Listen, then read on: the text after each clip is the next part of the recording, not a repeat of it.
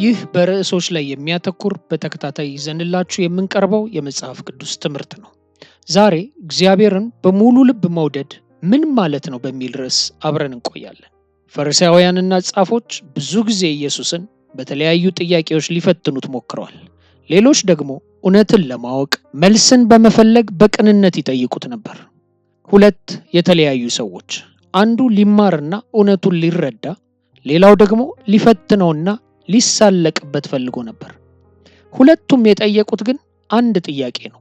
ይህም ከትእዛዛት ሁሉ የምትበልጠው የትኛዋ ናት የሚል ጥያቄ። በማቴዎስ 22 ከ35 እስከ 38 እንዲህ ይላል። ከእነርሱም አንዱ ሕግ አዋቂ ሊፈትነው እንዲህ ሲል ጠየቀው፣ መምህር ሆይ ከሕግ ሁሉ ትልቁ ትእዛዝ የትኛው ነው? ኢየሱስም እንዲህ አለው፣ ጌታን አምላክህን በሙሉ ልብህ፣ በሙሉ ነፍስህ፣ በሙሉ ሐሳብህ ውደድ። ታላቁና ፊተኛው ትእዛዝ ይህ ነው። በማርቆስ 12 ከ28 እስከ 30 ደግሞ ከጻፎችም አንዱ ቀርቦ ሲከራከሩ ሰምቶ መልካምም እንደመለሰላቸው አስተውሎ ከሁሉ የምትበልጥ ትእዛዝ የትኛዋ ናት ብሎ ጠየቀው። ኢየሱስም መልሶ እንዲህ አለው፣ ከሁሉም የምትበልጥ ትእዛዝ ይህች ናት፣ እስራኤል ሆይ ስማ፣ ጌታ አምላካችን አንድ ጌታ ነው። ጌታን አምላክህን በሙሉ ልብህ፣ በሙሉ ነፍስህ፣ በሙሉ ሐሳብህ፣ በሙሉ ኃይልህም ውደድ። ከትእዛዛት ሁሉ የምትበልጠው እግዚአብሔር አምላክን መውደድ ከሆነ እግዚአብሔርን መውደድ በራሱ ምን ማለት ነው? እንዳነበብነው እግዚአብሔርን በሙሉ ልባችን መውደድ ከሁሉ የምትበልጥ ትእዛዝ ናት። ይህ ግን ምን ማለት ነው? እንዳለመታደል ሆኖ የምንኖረው ፍቅር የሚል ቃል ስሜት ብቻ ሆኖ በሚገለጽበት ዘመን ላይ ነው። አንድን ሰው እወደዋለሁ የምንለው ስለሱ ጥሩ ስሜት ሲሰማን ነው። ይህ ግን ትክክለኛ ትርጉም አይደለም። ነገር ግን አንድን ሰው በጥሩ ስሜት ማየት ብቻውን እንደ ቅዱስ መጽሐፍ አገላለጽ ከሆነ ፍቅር ማለት አይደለም። ምክንያቱም በቅዱስ መጽሐፍ አገላለጽ ፍቅር ከተግባር ጋር በጥብቅ የተያያዘ ነው። በተለይም እግዚአብሔርን መውደድ፣ እግዚአብሔር የሚፈልገውን ማድረግ ማለትም ትእዛዛቱንና ፈቃዱን ከመፈጸም ጋር የተያያዘ መሆኑ ነው። ኢየሱስ ይህንን በጣም ግልጽ አድርጎ አስተምሮናል። ዮሐንስ ወንጌል ምዕራፍ 14 ቁጥር 15 ብትወዱኝ ትእዛዜን ጠብቁ። በዮሐንስ 14 ከ21 እስከ 24 ትእዛዜ በእርሱ ዘንድ ያለችው የሚጠብቃትም እኔን የሚወደኝ እርሱ ነው። እኔንም የሚወደኝ አባቴ ይወደዋል፣ እኔም እወደዋለሁ፣ ራሴንም እገልጥለታለሁ። ይሁዳ ያስቆርቱ ያልሆነው እንዲህ አለው፣ ጌታ ሆይ ለዓለም ሳይሆን ለእኛ ራስህን ልትገልጥ ያለህ እንዴት ነው?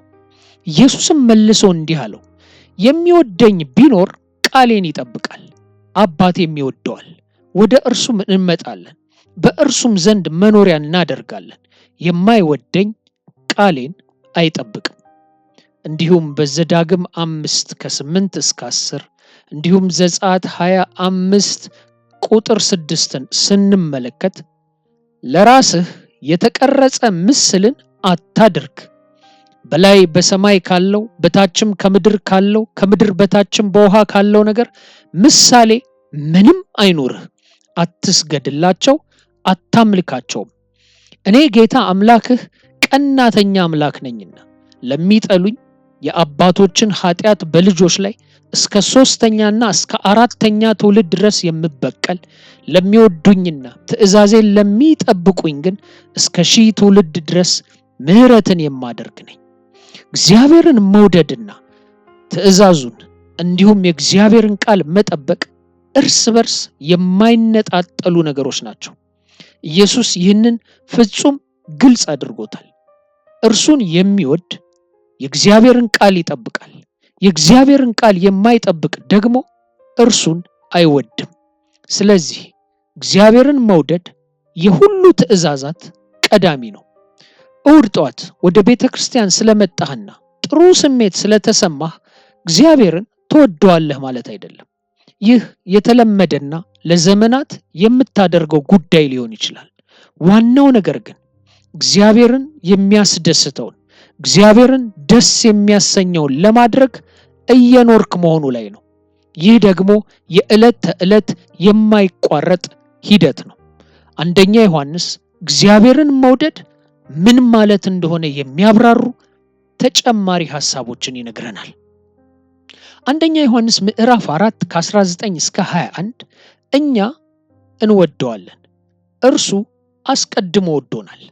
አንድ ሰው እግዚአብሔርን እወደዋለሁ ብሎ ወንድሙን ቢጠላ ሐሰተኛ ነው። ያየውን ወንድሙን የማይወድ ያላየውን እግዚአብሔር ሊወደው እንዴት ይችላል? እግዚአብሔርንም የሚወድ ወንድሙን ደግሞ እንዲወድ ይህች ትእዛዝ ከእርሱ አለች። አንደኛ ዮሐንስ ምዕራፍ 5 ከቁጥር 2 እስከ 3 እግዚአብሔርን ስንወድ ትእዛዙንም ስንጠብቅ የእግዚአብሔርን ልጆች እንደምንወድ በዚህ እናውቃለን። ትእዛዙን እንድንጠብቅ የእግዚአብሔር ፍቅር ይህ ነውና ትእዛዙም ከባድ አይደለም ይላል። አንደኛ ዮሐንስ ምዕራፍ 3 ከቁጥር 22 እስከ 23 ደግሞ የምንለምነውንም ሁሉ ከእርሱ እናገኛለን፣ ትእዛዙን የምንጠብቅና በፊቱ ደስ የሚያሰኘውን የምናደርግ ነንና። ትእዛዙም ይህ ነው፣ በልጁ በኢየሱስ ክርስቶስ ስም እናምን ዘንድ እንደሰጠን ትእዛዝ እርስ በርሳችን እንዋደድ ዘንድ። እዚህ ጋር ቆም ብላችሁ በትምህርቱ እየተጠቀማችሁ ከሆነ በኮሜንት መጻፊያው ላይ እየተጠቀምኩ ነው በሉና ጻፉልን። ላይክ በማድረጋችሁ ዩቲዩብ ትምህርቱን ለብዙዎች ስለሚልከው ይህንን በማድረግ ብቻ በወንጌል ሥራ ተሳተፉ። እንቀጥል። በዛሬው ዘመን የክርስትና አስተምሮ ውስጥ የተለያዩ ስህተቶች እየተሰራጩ ይገኛሉ። በጣም አደገኛ ከሆኑት አንዱ እግዚአብሔር ትእዛዛቱን ወይንም ፈቃዱን የምናደርግ በመሆናችን ወይንም ባለመሆናችን ግድ አይሰጠውም የሚለው የሐሰት አስተምሮ ነው። በዚህ ትምህርት መሰረት ለእግዚአብሔር አስፈላጊው ነገር በእምነት የጀመርንበት ያ አንድና የመጀመሪያው ጊዜ ብቻ ነው። እምነትና እግዚአብሔርን መውደድ ከተግባራዊ ጉዳዮች ተለይተው እንደ ቴዎሬቲካል ጽንሰ ሐሳቦች ወይንም ሰው እንዴት እንደሚኖር ተጽዕኖ በማይኖርባቸው የአእምሮ ሁኔታዎች ይታያሉ። ነገር ግን እምነት ማለት ታማኝ መሆን ማለት ነው። እምነት ካለህ አንድ ነገር መሆን አለብህ። መሆን ያለብህም ታማኝ ነው። ታማኝ የሆነ ሰው ደግሞ የታመነለትን ለማስደሰት ይጨነቃል። ማለትም ፈቃዱንና ትእዛዙን ለማድረግ ይጨነቃል። ከላይ ከተጠቀሱት ሐሳቦች እንደምናየው የእግዚአብሔር ሞገስና ፍቅር አንዳንዶች እንደሚያምኑትና እንደሚፈልጉት ያለ ቅድመ ሁኔታ የሚሰጥ አይደለም። ይህንን ከላይ በተጠቀሱት ክፍሎች እናያለን። በዮሐንስ 14:23 እንዲህ እናነባለን። ኢየሱስ መልሶ እንዲህ አለው፣ የሚወደኝ ቢኖር ቃሌን ይጠብቃል፣ አባቴም ይወደዋል፣ ወደ እርሱም እንመጣለን፣ በእርሱም ዘንድ መኖሪያ እናደርጋለን። እንዲሁም በአንደኛ ዮሐንስ ምዕራፍ 3 ቁጥር 22 የምንለምነውንም ሁሉ ከእርሱ እናገኛለን፣ ትእዛዙን የምንጠብቅና በፊቱ ደስ የሚያሰኘውን የምናደርግ ነንና ይላል። በዘዳግም 5 ከ9 እስከ 10 አትስገድላቸው አታምልካቸውም፣ እኔ ጌታ አምላክ ቀናተኛ አምላክ ነኝና ለሚጠሉኝ የአባቶችን ኃጢአት በልጆች ላይ እስከ 3ኛና እስከ 4ኛ ትውልድ ድረስ የምበቀል ለሚወዱኝና ትእዛዜን ለሚጠብቁ እስከ 1000 ትውልድ ድረስ ምሕረትን የማደርግ ነኝ። በዮሐንስ 14:23 ከሆነ እንዲሁም እና የሚሉ ቃላትን እናገኛለን። ማንኛውም ሰው ኢየሱስን የሚወድ ከሆነ ቃሉን ይጠብቃል። በውጤቱም አባቱ ይወደዋል። እርሱም ከልጁ ጋር ይመጣና በእርሱ ውስጥ መኖሪያን ያደርጋል። እንዲሁም በአንደኛ ዮሐንስ ውስጥ የምንለምነውን ሁሉ ከእርሱ እናገኛለን፣ ምክንያቱም ትእዛዙን ስለምንጠብቅና የሚያስደስተውን ስለምናደርግ። እንዲሁም በዘዳግም የእግዚአብሔር የማይናወጥ ፍቅር እርሱን ለሚወዱትና ትእዛዙን ለሚጠብቁት እንደሚታይ እናያለን። ስለዚህ በእግዚአብሔር ፍቅርና ሞገስ እንዲሁም በእግዚአብሔር ፈቃድ መፈጸም መካከል ግልጽ የሆነ ግንኙነት አለ። በሌላ አነጋገር እግዚአብሔርን አለመታዘዝ፣ ቃሉንና ትእዛዙን ችላ ማለት ምንም አያመጣም ብለን አናስብ። እውነት ነው፣ እግዚአብሔር በማንኛውም ሁኔታ ይወደናል። እግዚአብሔርን እንወደዋለን ስለምንል ብቻ ግን በእውነት እንወደዋለን ብለን አናስብ። እግዚአብሔርን የምንወድ መሆናችን የሚለካው ለሚከተለው ጥያቄ በምንሰጠው መልስ ነው። የሚያስደስተውን ቃሉን፣ ትእዛዙን እናደርጋለን? መልሱ አዎ ከሆነ እግዚአብሔርን እንወደዋለን። መልሱ አይደለም ከሆነ አንወደውም። በዮሐንስ 14 ከ23 እስከ 24 የሚወደኝ ቢኖር ቃሌን ይጠብቃል፣ የማይወደኝ ቃሌን አይጠብቅም ብሎ በግልጽ ተናግሮናል። ነገር ግን የእግዚአብሔርን ፈቃድ ለማድረግ ስሜቱ የለኝም ለምትሉ የሁለቱን ወንድማማቾች ጉዳይ እንመልከት። የእግዚአብሔርን ፈቃድ በማድረግ ረገድ ሌላው ግራ መጋባት ያለው ደግሞ የእግዚአብሔርን ፈቃድ ማድረግ ያለብን ስሜቱ ሲሰማን ብቻ ነው በሚለው አስተምሮ የተነሳ ነው። ነገር ግን ስሜቱ ከሌለን እግዚአብሔር ስሜቱ ሳይሰማን እንድናደርግ አይፈልግም ተብሎ ስለሚታሰብ አንታዘዝም ማለት ነው። ግን አንድ ነገር ልጠይቃችሁ። ወደ ስራ ሁልጊዜ የምትሄደው ስሜቱ ስለሚሰማህ ነው? ጠዋት ተነስተህ ወደ ስራ የመሄድ ስሜት ይሰማኝ ሆኖ ወይ ብለህ ታስባለህ? በስሜትህ ላይ ተመስርተህ ከአልጋ ትነሳለህ ወይስ ብርድ ልብስህ ውስጥ ትቀራለህ? የምታደርገው እንዲህ ነው? እንዲህ እንደማታደርግ እርግጠኛ ነኝ። ስለ ጉዳዩ ምን እንደሚሰማህ ሳታስብ ወደ ስራ ትሄዳለህ። ነገር ግን የእግዚአብሔርን ፈቃድ ለማድረግ ሲሆን ለስሜቶች ብዙ ቦታ ሰጥተናል። በእርግጥ እግዚአብሔር ፈቃዱን እንድናደርግና ስሜቱም እንዲሰማን ይፈልጋል። ነገር ግን ስሜቱ ባይሰማንም እንኳን ቃሉን ማድረግ የግድ ነው። እስኪ ጌታ ከነገረን ምሳሌ እናንሳ። ጌታ እንዲህ አለ፣ ቀኝ ዓይንህም ብታሰናክልህ አውጥተህ ጣላት። ማቴዎስ 18:9። እሱ እንዲህ አላለም፣ ዓይንህ ብታሰናክልህ የማውጣት ስሜት ከተሰማህ አድርገው። ነገር ግን የማውጣት ስሜት ካልተሰማህ ግን ስሜቱ ስለሌለህ ተወው። ማሰናከሏን እንድትቀጥል መተው ትችላለህ። ስሜቱ ይሰማህም አይሰማህም የቆሸሸው ዓይን መውጣት አለበት። ስለዚህ የእግዚአብሔር ፍቃድ እንደዚሁ ነው። ማድረግና ስሜቱን መሰማቱ የተሻለ ነው። ነገር ግን ስሜቱ ባይሰማህም እሱን ካለመታዘዝ ብትታዘዘው ይሻላል። ከማቴዎስ ሌላ ምሳሌ ነኝ። በማቴዎስ 21 ኢየሱስ በካህናት አለቆችና በሕዝቡ ሽማግሌዎችም እንደገና ተጠየቀ። ለጥያቄዎቻቸው አንዱን ለመመለስ የሚከተለውን ምሳሌ ነገራቸው። ማቴዎስ 21:28-31 ላይ እናንተ ምን ይመስላችኋል? አንድ ሰው 2 ልጆች ነበሩት። ወደ አንደኛው ቀርቦ ልጄ ሆይ ዛሬ ሂድና በወይን ቦታው ስራ አለው። እርሱም መልሶ አልወድም አለ። በኋላ ግን ተጸጸተና ሄደ። ወደ ሁለተኛውም ቀርቦ እንዲህ አለው። እርሱም መልሶ ጌታ ሆይ እሄዳለሁ አለ። ነገር ግን አልሄደም። ከሁለቱ የትኛው ነው የአባቱን ፈቃድ ያደረገው? እነሱም ፊተኛው ብለው መለሱለት። መልሳቸው ትክክል ነበር። ፊተኛው ልጅ የአባቱን ፈቃድ የማድረግ ስሜት አልነበረውም። ለእርሱም በግልጽ ዛሬ ወደ ወይን ቦታው አልሄድም ብሎ መለሰለት። ነገር ግን በኋላ አሰበና ተጸጸተ። ይህንን ለውጥ ያመጣው ለአባቱ ያለው ፍቅር ነው። አባቱ ፈቃዱን እንዲያደርግ ሲጠራው ታዞ የማድረግ ስሜት አልነበረውም። የበለጠ መተኛት፣ ቡና መጠጣትና ምናልባትም ከጓደኞቹ ጋር መዝናናት ይፈልግ ነበር። ስለዚህ የመጀመሪያ ምላሹ አልሄድም ብሎ መጮህ ነበር። ነገር ግን ስለ አባቱ ሲያስብና አባቱን ስለሚወድ ተጸጸተ። ካልጋው ተነሳና አባቱ እንዲያደርግ የፈለገውን አደረገ።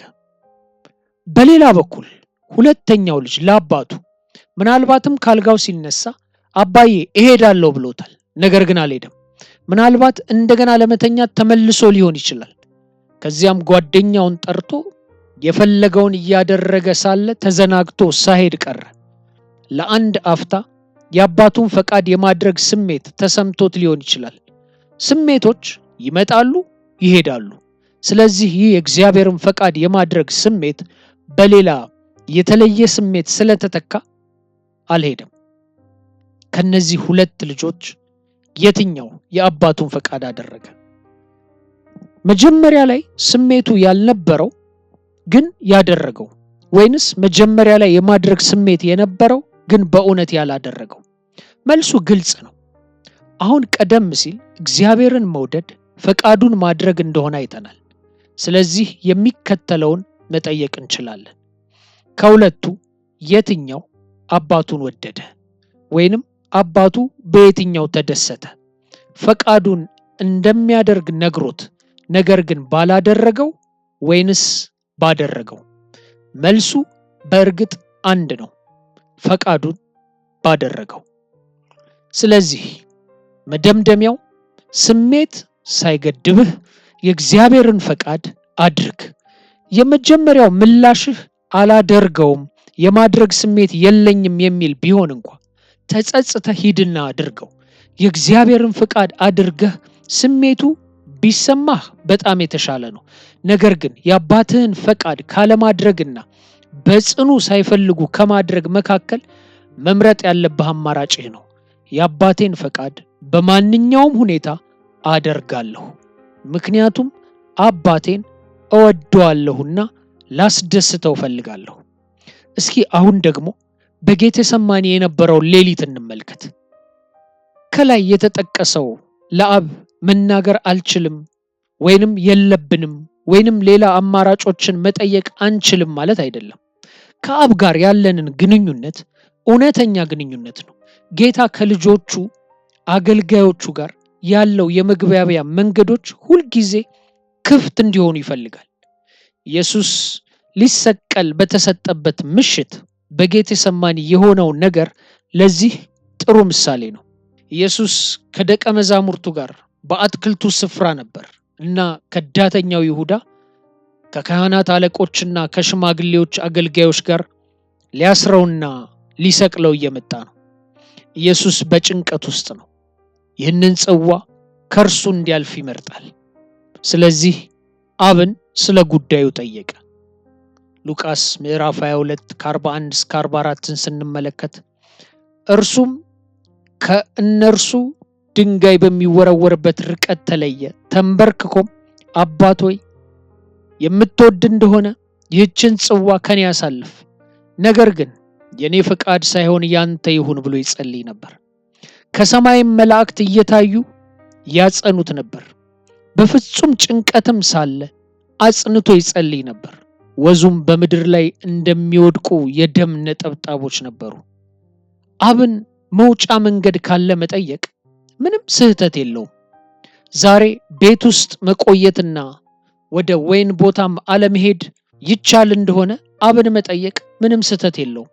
ስህተቱ ሳይጠይቁት ቤት ውስጥ መቆየት ነው። ይህ አለመታዘዝ ነው። ነገር ግን ልዩ ሁኔታ ወይንም ሌላ መንገድ እንዲሰጠን መጠየቅ ስህተት አይደለም። እንዲያውም ይህ ሌላ መንገድ ለሌላው የአብ ፈቃድ ወደፊት ለመጓዝና ፈቃዱን ለማድረግ ልዩ የሚያበረታታ ኃይል ልናገኝ እንችላለን። ኢየሱስ እንዲህ ያለ ማበረታቻን አግኝቷል። ከሰማይም መላእክት ያበረታው ነበር። ኢየሱስ ጽዋው ከእርሱ እንዲያልፍ ቢመርጥም ነገር ግን ይህ የእግዚአብሔር ፈቃድ ከሆነ በዚያ ሁኔታ ግን የእግዚአብሔር ፈቃድ እንደዛ አልነበረም። ኢየሱስ ይህንን ተቀበለ።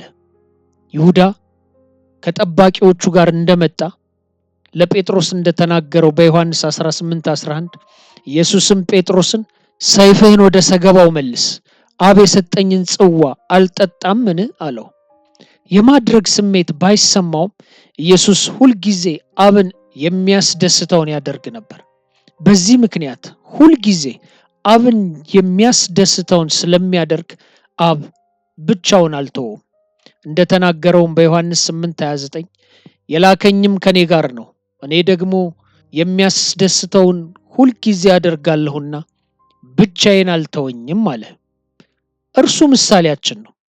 ሐዋርያው ጳውሎስ በፊልጵስዩስ 2:5-11 እንደነገረን በክርስቶስ ኢየሱስ የነበረ ይህ ሐሳብ በእናንተ ዘንድ ደግሞ ይሁን። እርሱ በእግዚአብሔር መልክ ሲኖር ሳለ ከእግዚአብሔር ጋር መተካከልን መቀማት እንደሚገባ ነገር አልቆጠረውም። ነገር ግን የባሪያን መልክ ይዞ በሰው ምሳሌ ሆኖ ራሱን ባዶ አደረገ። በምስል እንደ ሰው ተገኝቶ ራሱን አዋረደ፣ ለሞትም እንኳ ይኸውም በመስቀል ሞት የታዘዘ ሆነ።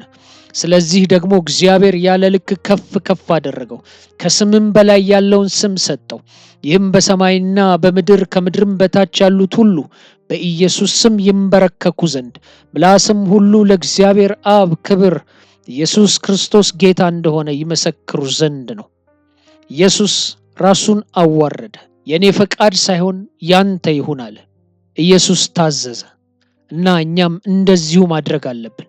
ያው ሐሳብ፣ የታዛዥነት ሐሳብ፣ የኔ ፈቃድ ሳይሆን ያንተ ፈቃድ ይሁን የሚለው ሐሳብ በእኛም ውስጥ ሊኖር ይችላል። ጳውሎስ ቀጥሎም በፊልጵስዩስ 2:12-13 ስለዚህ ወዳጆቼ ሆይ ሁልጊዜ እንደታዘዛችሁ በፊቴ ብቻ ሳይሆን አሁን በሌለሁበት ይልቁንም አብልጣችሁ መታዘዛችሁን በፍርሃትና በመንቀጥቀጥ ፈጽሙ። የእግዚአብሔር ፈቃድ የሆነውን በጎ ነገር ለማድረግ መፈለግንም ማድረግንም በእናንተ የሚሰራ እግዚአብሔር ነውና። ስለዚህ ወዳጆቼ ሆይ ታላቅ የታዛዥነት ምሳሌ ጌታችን ኢየሱስ ክርስቶስ ስላለን እኛም እንታዘዝ። መዳናችንን በፍርሃትና በመንቀጥቀጥ እንፈጽም።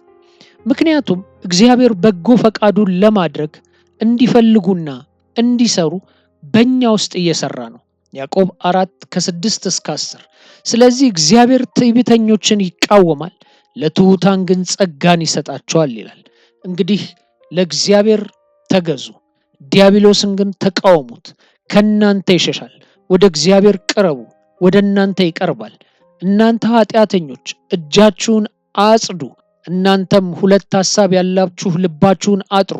ተጨነቁና እዘኑ፣ አልቅሱም። ሳቃችሁ ወደ ሐዘን፣ ደስታችሁ ወደ ትካዜ ይለወጣል። በጌታ ፊት ራሳችሁን አዋርዱ፣ እርሱም ከፍ ከፍ ያደርጋችኋል። ስለዚህ እግዚአብሔርን በሙሉ ልባችን መውደድ ከሁሉ የምትበልጥ ትእዛዝ ናት። ነገር ግን እግዚአብሔርን መውደድ ስለ እግዚአብሔር ጥሩ ስሜት ሲሰማን የምናደርገው የአእምሮ ሁኔታ አይደለም። እግዚአብሔርን መውደድ ማለት እግዚአብሔር የሚፈልገውን ማድረግ ማለት ነው።